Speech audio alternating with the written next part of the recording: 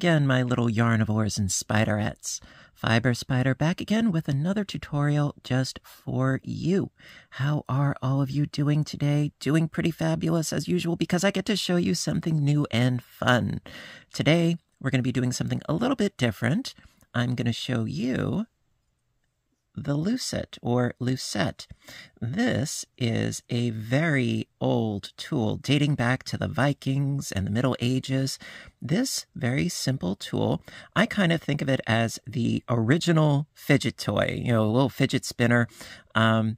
This tool, also known as a knitting fork, this is used to create cording. Now, this is actually very similar to a knitting spool or creating I-cord, very, very similar, except instead of a spool with, say, 4 prongs sticking out of the top, this is only 2. And it is so easy. It works up fast, and it has a bunch of different applications. Whether it's, shoelaces or perhaps a drawstring for a small bag or an embellishment on some garments, etc., etc., you can use the cording for a lot of different things. And so I did a little bit of experimentation with some different yarns. This is some variegated Red Heart Super Saver. I think it looks rather pretty. I didn't sew in the end yet, but it gives you an idea of just how much thicker between the yarn that you're working with and the finished cord that you end up with. It makes it beefy, And another great example is this other yarn that I had. Now, the initial yarn, really, really, really thin. I want to say this is like a weight of 2 or a weight of 1 kind of yarn. Excuse me. And I created this really gorgeous cordage. Very, very pretty. And like I said, it works up fast.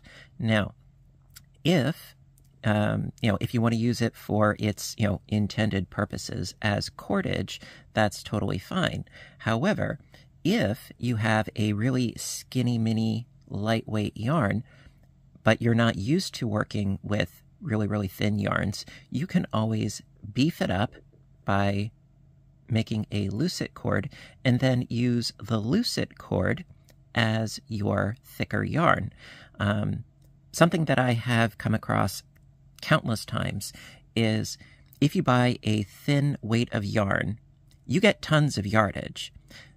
Heavier weights of yarn, like anything heavier than a 4 weight, a 5 or a 6, a bulky weight of yarn, you don't get the yardage. Well, you can create your own yardage at a fraction of the price, and it has a really cool sort of knitted look about it. Now, I went a step further, of course, because I always do, and I made some really nice little shoelaces for myself.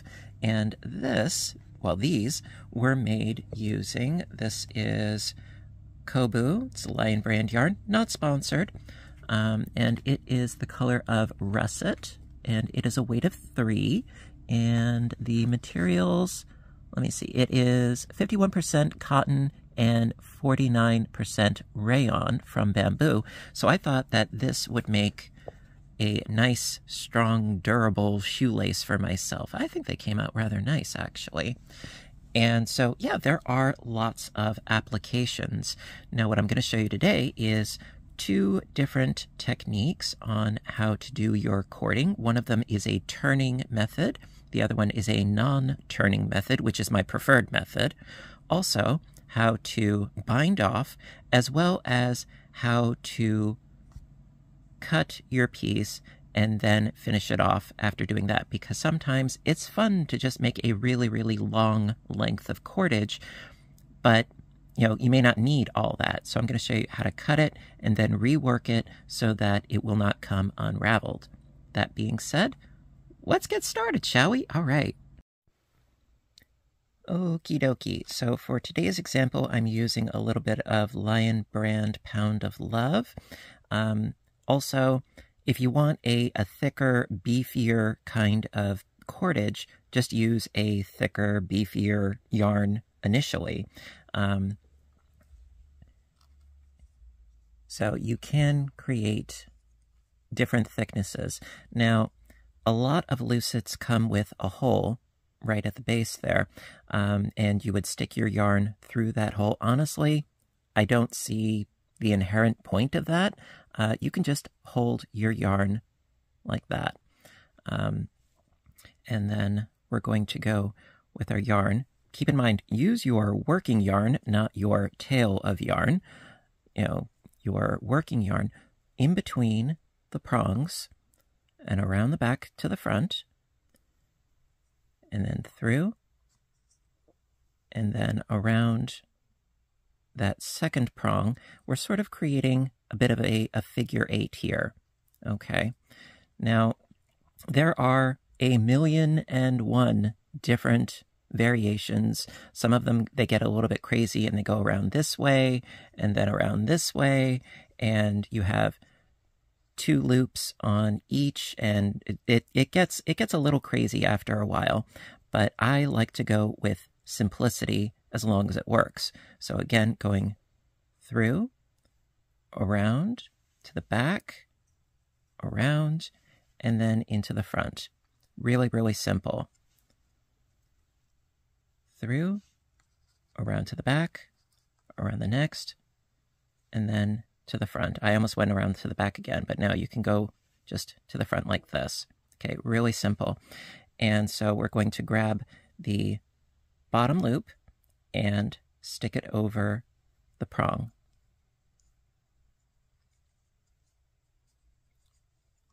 Like that.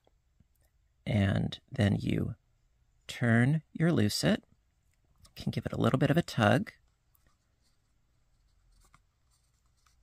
with the working yarn on top there. Going to grab this loop and pull it over the prong, and then turn. And you can sort of cinch your tail a little bit. Again, working yarn at the top. Grab the loop, put it over the prong, and turn. A little bit of a cinch. Grab the loop, over the prong, and turn. A little bit of a cinch.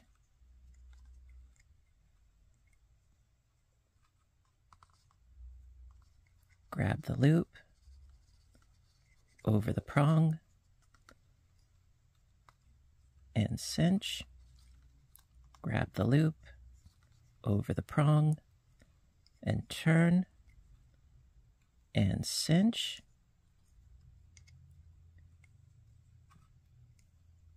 Grab the loop, over the prong, turn, and cinch. Grab the loop, over the prong, turn, and cinch. And you just keep doing this over and over and over and over and over again until you have the length of cordage that you're going for. Now this is, as I've said, this is just one of many, many, many different variations on how to do essentially the same thing. This is not my preferred method, but for the sake of being thorough, I wanted to show you that this is one method.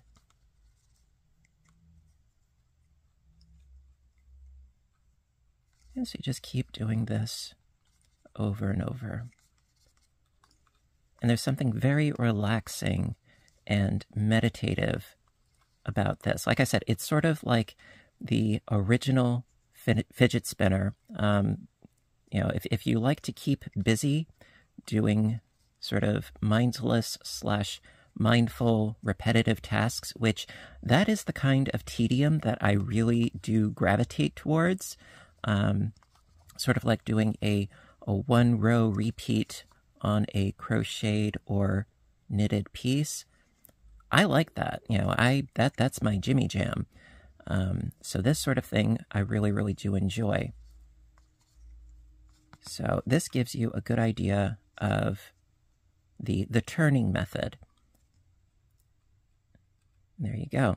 And so now I'm going to show you the non-turning method, which is definitely my preference. All right, I'm going to show you that now. All right, so now I'm going to show you my preferred method, which is the non-turning method. It's very, very similar. So going to pinch my yarn at the base there, and then with the working yarn going in between the prongs, around the back to the front, around the back to the front, and we are set to go. So grabbing the loop, pulling it over the prong, and then we're just going to go with that working yarn around to the front again, around the left prong. That's it. And then take that lower loop, pull it over the top, and then grab the right loop, pull it over the right prong, yarn around the back to the front again, loop over the left prong, right loop over the right prong, yarn around to the back, and then back to the front again,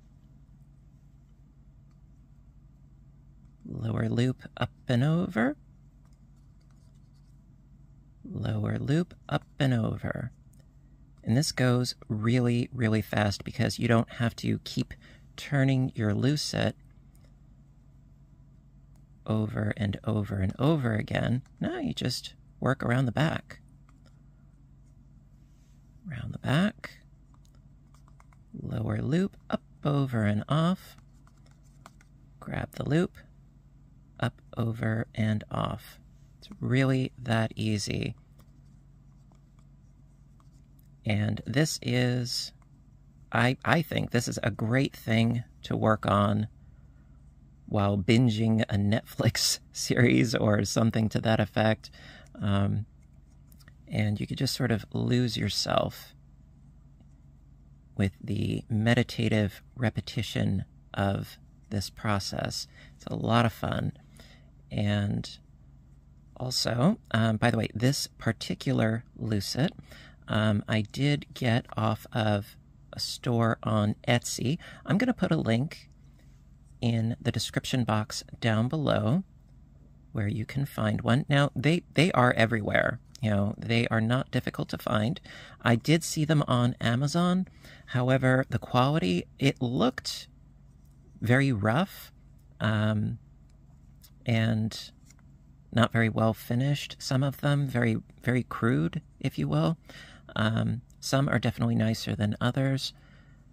You know, different materials, some in metal, some in wood. This one is, I want to say, if I'm not mistaken, black walnut. It's gorgeous. It has a lovely finish to it. And it is extremely smooth. You know, it's very, very nice. I paid, I want to say, about $20 for this particular one.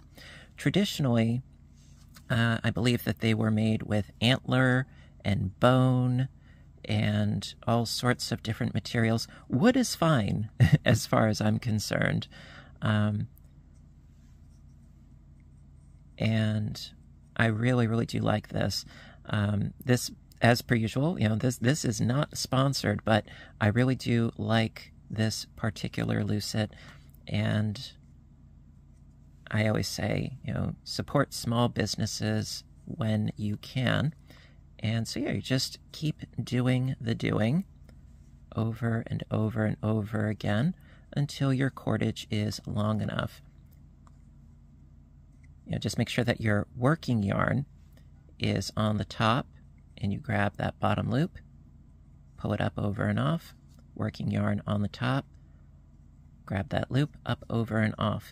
And, I mean, I've already done this much so far in just a few minutes. It goes by super duper fast. It really does. And once you get into the groove, you can make yards and yards of this in a relatively quick amount of time. And I also like it because it's a way for us to sort of slow down a little bit and work on something that requires some time and some patience, but it is gratifying because you can end up with quite a bit of it in a short amount of time. for example, this also is Pound of Love. This is the Oxford Grey, and I was thinking it might be fun to create a huge ball of this and create perhaps a finger crocheted piece utilizing some nice thick cordage for a big squishy blanket or something. I don't know. It's just me experimenting and trying new things out.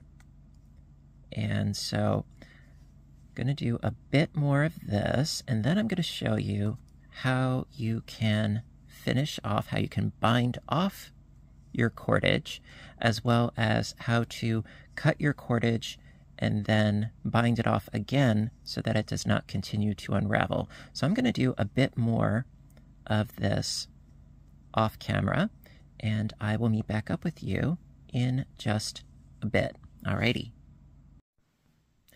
Okay, so I have a nice length of cordage here, and I figure, you know what, let's cut our yarn and bind off. So yes, you are going to need a yarn needle.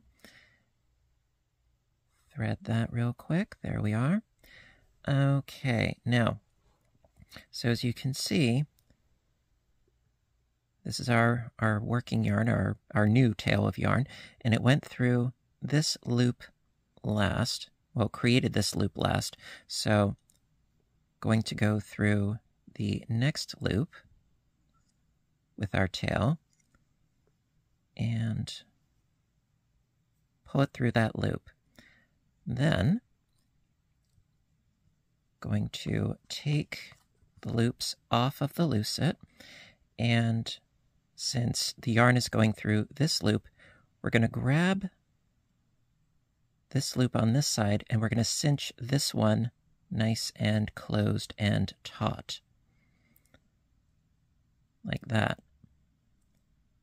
Then, with the tail, going through the last loop and cinch.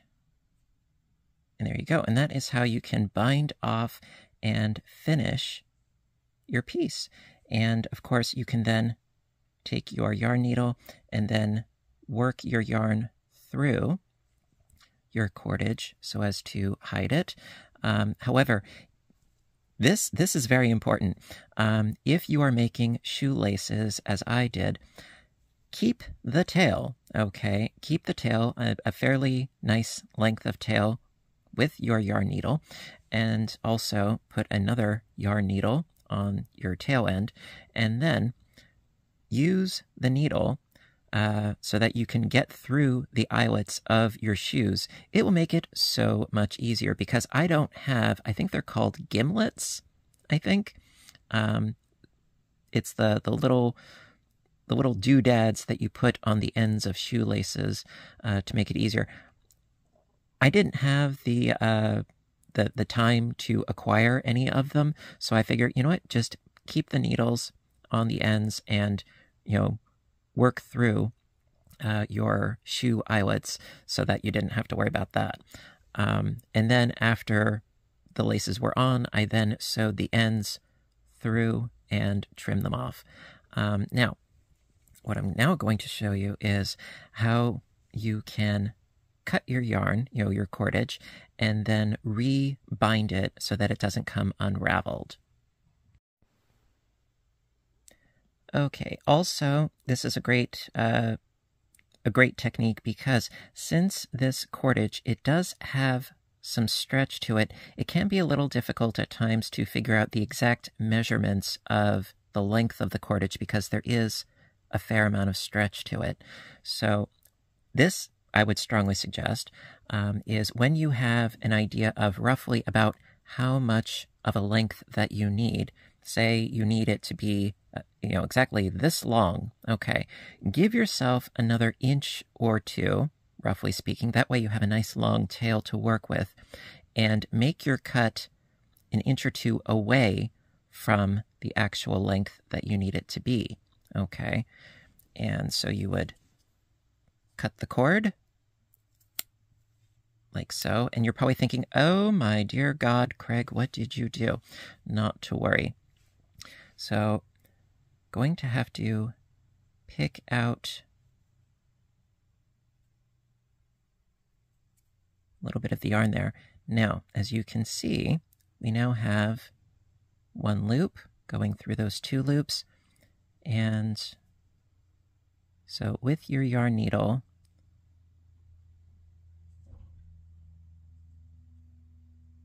sort of pick that open.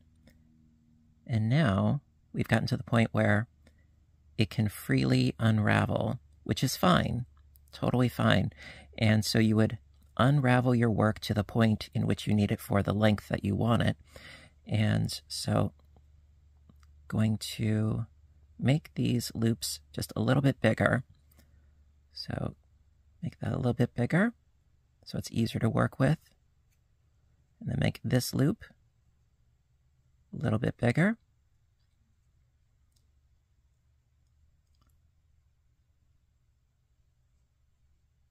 And we're going to do essentially the same thing that we did before.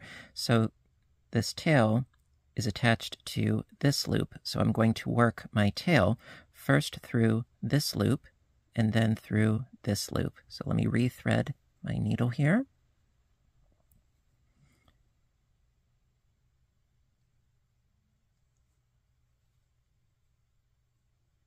Okay. So yeah, this tail, it's attached to this loop. So I'm going to work through this loop first.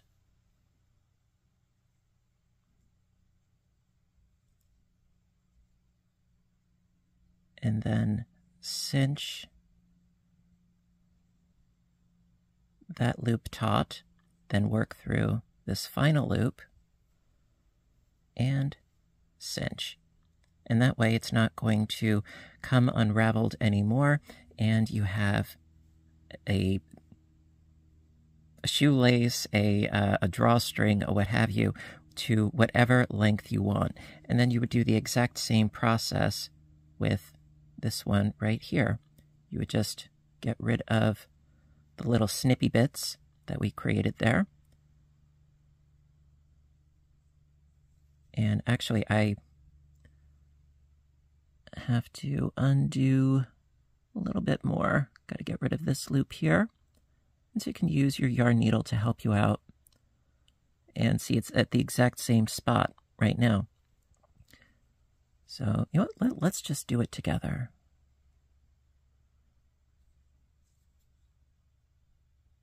Why not? Doesn't take that long, and it is pretty darn easy. So go through this loop first,